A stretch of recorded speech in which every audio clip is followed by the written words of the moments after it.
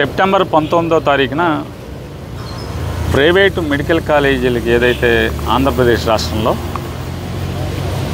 ప్రభుత్వ మెడికల్ కాలేజీలు నిర్మాణంలో ఉన్నటువంటి లేదా పూర్తయినటువంటి మెడికల్ కాలేజీలని విడతల వారీగా ప్రైవేటీకరణ చేయాలి. 66 ఏళ్ల పాటు ప్రభుత్వ హాస్పిటల్తో కూడినటువంటి మెడికల్ కాలేజీ అంటే మెడికల్ కాలేజీలో సీట్లు డొనేషన్లకి ఎంత అమ్ముకుంటున్నారో సమాజానికి తెలుసు.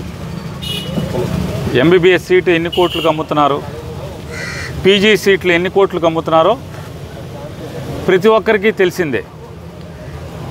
ప్రభుత్వ ఆసుపత్రిని ఆధారం చేసుకుని ఏర్పాటైనటువంటి మెడికల్ కాలేజీని అంటే సీట్లు అమ్ముకుంటాకి అలాగే హాస్పిటల్ను కూడా 60 ఏళ్ల పాటు దారాదత్తం చేసేటువంటి ఒక కార్యక్రమాన్ని తెలుగుదేశం ప్రభుత్వం మొదలుపెట్టంగానే దానిలో భాగంగా ఒక రాజకీయ పార్టీగా ఒక ప్రజా సంఘంగా ప్రజల ఆస్తుల్ని ప్రైవేటుకు దారాదత్తం చేస్తున్నటువంటి తప్పుడు ఆలోచనల్ని నిరసిస్తూ మెడికల్ కాలేజీ వరకు శాంతియుతంగా వెళ్ళి అక్కడ మా నిరసన తెలియజేయాలి. కాలేజీలోకి వెళ్లకుండా కాలేజీ బయటే చేయాలి, తద్వారా ప్రభుత్వానికి మా నిరసన తెలియజేయాలని చెప్పని ఒక రాజకీయ పార్టీగా ప్రజా సంఘంగా కార్యక్రమాన్ని ఏర్పాటు చేస్తే అది విచిత్రమనాలా, దురదృష్టమనాలా, హాస్యాస్పదమనాలా?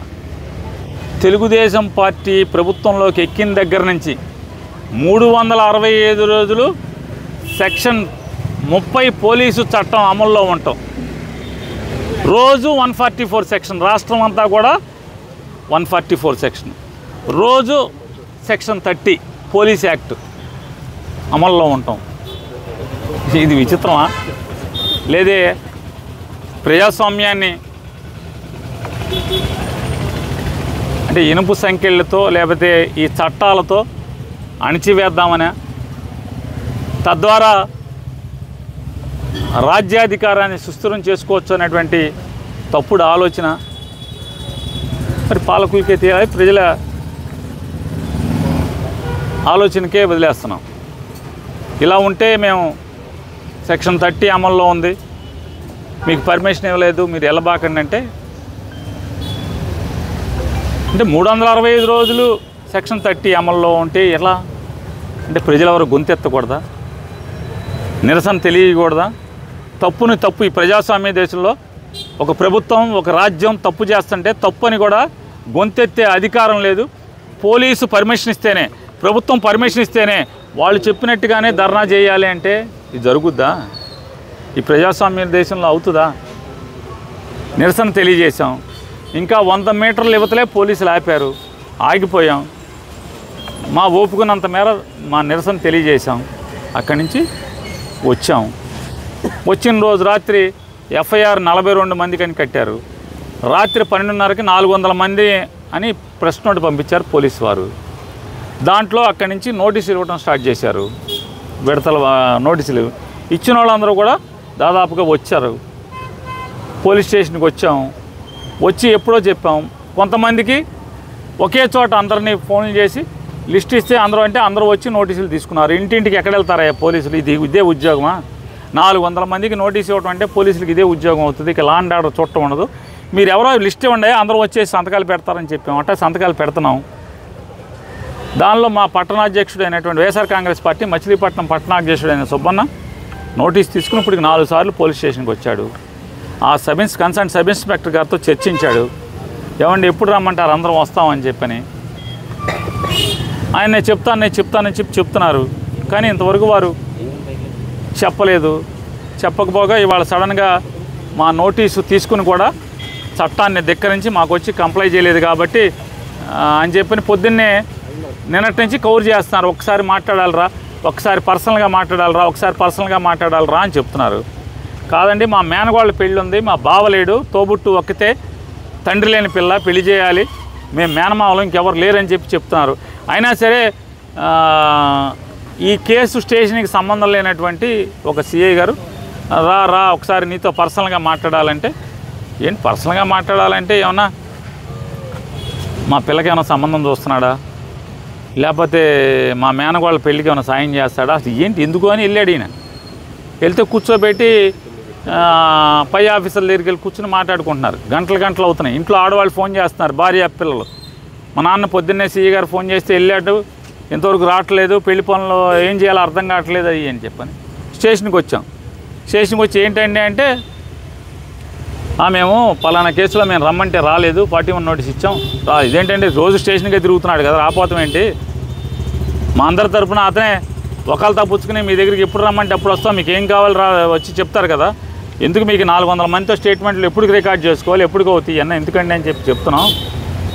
విడివిడిగా బెదిరిస్తున్నారు కొంతమంది, నోటీస్ ఇస్తాకెళ్ళి బెదిరిస్తున్నారు, జాగ్రత్త ఇంకోసారి రోడ్డు ఎక్కితే మిమ్మల్ని అది చేస్తాం ఇది చేస్తాం అని చెప్పని. కాబట్టి అందరం కలిసి ఒకసారి వస్తాం. ఇందులో ఆడపిల్లలు ఉన్నారు, చాలామంది మహిళా కార్పొరేటర్లు ఉన్నారు, మహిళలు ఉన్నారు, వీళ్ళందరిని కూడా కేసులో ఇరికిచ్చారు, కేసు పెట్టి రమ్మంటున్నారు స్టేషన్కి అని చెప్పని ఉద్దేశంతో మేము అందరం ఒకసారి వస్తామండి అని కూడా చెప్పాం. కానీ అది చెప్పకపోగా ఇవాళ సడన్గా మా నోటీసుని ధిక్కరించాడు కాబట్టి మేము అరెస్ట్ చేస్తామని చెప్పని తీసుకున్నారు. మేము వచ్చి అడుగుతుంటే పోలీసు మీద గట్టిగా మాట్లాడతారా అంటే వాళ్ళు ఏమైనా మాట్లాడచ్చు, వాళ్ళు మమ్మల్ని బెదిరించవచ్చు, చట్టాన్ని ఇష్టం వచ్చినట్టుగా మలుచుకోవచ్చు. స్టేషన్కి వస్తే అంటే పోలీసు కదా, మేము కొల్లు రవీంద్రకి అనుకూలంగా పనిచేస్తే అతను కాసుకుంటాడు, మమ్మల్ని ఎవరేం చేయలేరు అనేటువంటి అహంభావం ఉండొచ్చు. కానీ చట్టాలు కోర్టులు ఉన్నాయని చెప్పినా కూడా అంటే వాళ్ళు గట్టిగా మాట్లాడితే మేము తిరిగి గట్టిగా సమాధానం చెప్పకూడదంట. అర్థం కావట్లా. పోలీస్ స్టేషన్ మీద దాడికి వచ్చారంటారు. మీరు పొద్దున్నే మాట్లాడుకుందాం రా, నీ వ్యక్తిగతంగా నీతో చాలా విషయాలు మాట్లాడుకోవాలి, నీకేదో అది చేయాలి ఇది చేయాలని చెప్పి సాయం చేయాలని పిలిచి, సాయం చేయాలంటే ఏమనుకుంటారు, ఫ్రెండ్షిప్ మీద రమ్మంటే వచ్చాడు, మీరు అరెస్ట్ చేసి తెచ్చి వచ్చారనుకోండి వేరుగా ఉంటుంది, లీడర్లు వస్తారు. అలాగా ఉండేలా వచ్చి ఏంటి పొద్దునుంచి కూర్చోబెట్టారంటే అని చెప్పి వచ్చాం. ఏదైనా పట్టణాధ్యక్షుడు కూర్చోబెడితే ఆందోళన మాకు రాదా, నిర్బంధిస్తే మీరు వచ్చాక ఏం చెప్తున్నారు, అయితే అరెస్ట్ చేయండి, మాకు అరెస్ట్ చేసినట్టు నోటీస్ ఇవ్వండి అంటే మేము ఇవ్వం, వాళ్ళ భార్యకి ఇస్తాం. నేను బాబాయినండి అంటే నువ్వు బాబాయ్ అని మాకు రుజువు ఏంటి, బాబాయిని కాదని మీ దగ్గర ఏం రుజువు ఉంది అంటే అతను చెప్పాడు మా బాబాయ్ అండి, మా రక్త సంబంధం మా బాబాయ్ అని చెప్పి అతను చెప్తున్నాడు. చూడండి ఎలా వితండవాదం, ఎవరినో సాటిస్ఫై చేయటం కోసం, ఎవడో రాజకీయ నాయకుడిని ఒకడిని ఆయన్ని మజా చేయడం కోసం, ఆయన్ని ఖుషి చేయడం కోసం ఇట్లాంటి ఆలోచనలు చేయటం, ఇట్లాంటి పనులు చేయటం పోలీసులు. మేము సిద్ధంగా ఉన్నాం, మరో వస్తాం, మీరు ఎప్పుడో చెప్పండి, వచ్చి సంతకాలు పెట్టి ఆధార్ కార్డులు ఇచ్చేస్తామని చెప్తున్నాం.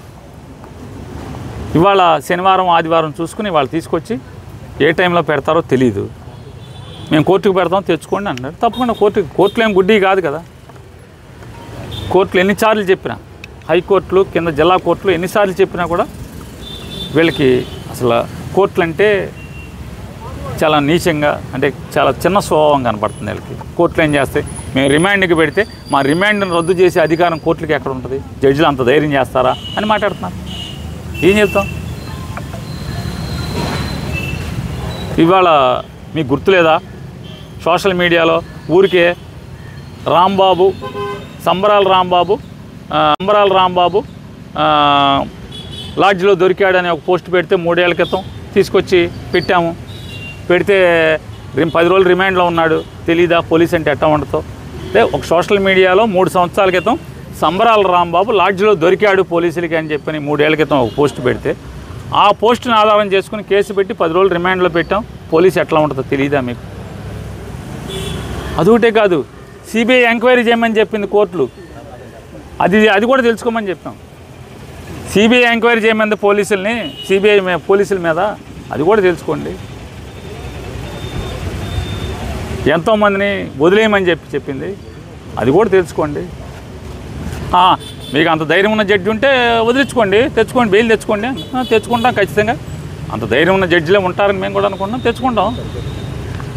తెచ్చుకోక ఏం చేస్తాం, జడ్జిలనే వెళ్ళి కాళ్ళ మీద అక్కడే మా ప్లేటర్లు పెట్టుకుంటాం, వాస్తవాలు చెప్తాం. సీసీ ఫుటేజ్ తీయండి, ఏం చేయాలి చూడండి, ఏం జరిగిందో చూడండి. సెప్టెంబర్ 20, 21 నోటీస్ ఇచ్చిన కాడి నుంచి వాళ్ళ దాకా ఎన్నిసార్లు వచ్చి ఉంటాడు? 4 సార్లు 5 సార్లు స్టేషన్కి వచ్చి వెళ్ళాడు. కాల్ డేటాలు తీసుకోండి కావాలంటే. సబ్ ఇన్స్పెక్టర్లు, స్టేషన్లో రైటర్లు, కానిస్టేబుల్స్, మా టౌన్ ప్రెసిడెంట్ వెళ్ళి చూసుకోండి. ఎన్ని కోర్టుకు చెప్పుకుంటాం.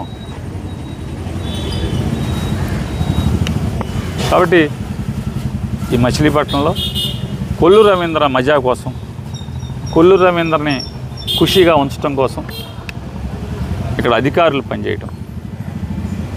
కానిస్టేబుల్స్ అయితే నలిగిపోతున్నారు, తిట్టుకుంటున్నారు వెనక్కి తిరిగి. తెచ్చి అమ్మ ఎందుకురా బాబు ఇక్కడ వీళ్ళ దగ్గర పనిచేస్తున్నాం, గతి లేదు మనకి ఈ ఉద్యోగం తప్పితే అని. వాళ్ళకి తెలుసు ఏం జరుగుతుందో, వాళ్ళకి తెలుసు.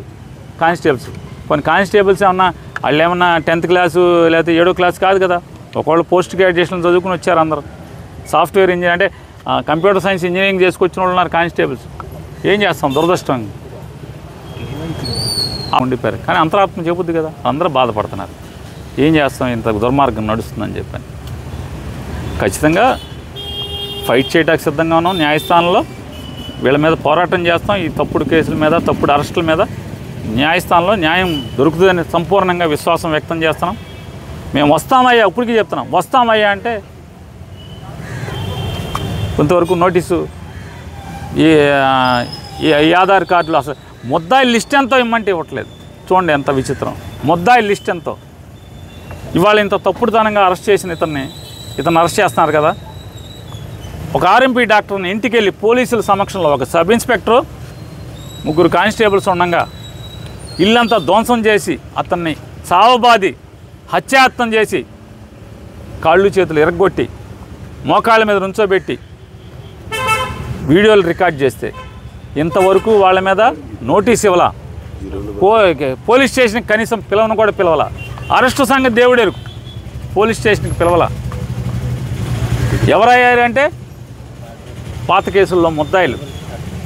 ఎంతోమంది దళితులను కొట్టిన కేసుల్లో ముద్దాయిలు అరెస్ట్ అయ్యి బెయిల్ మీద బయట తిరుగుతున్నటువంటి ముద్దాయిలు.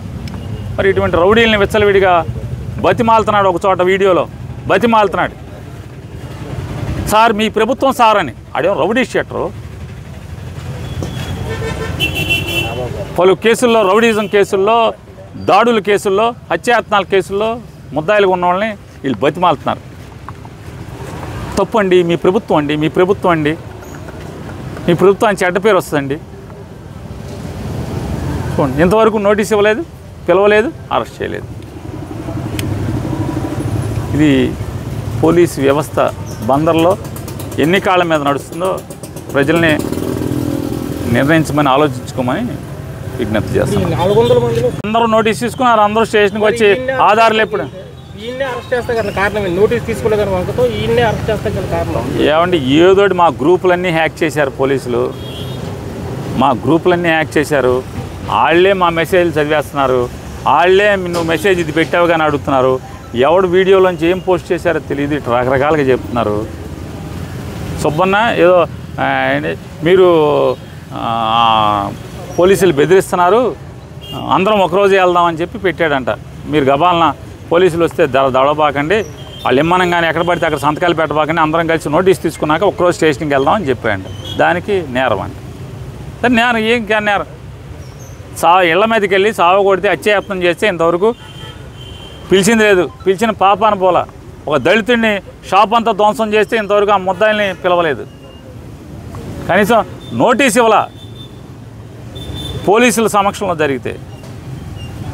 సరే చేయని, ఎంతకాలం చేస్తారు చేయని. ఆయన అంటున్నాడు ఏం చేస్తాడు ఆ జగన్ సీఎం అయితే ఏం చేస్తాడు, ఊరేస్తావేంటి, మాకు తెలుసులే అన్నీ అని మాట్లాడుతున్నాడు ఆఫీసర్ గారు.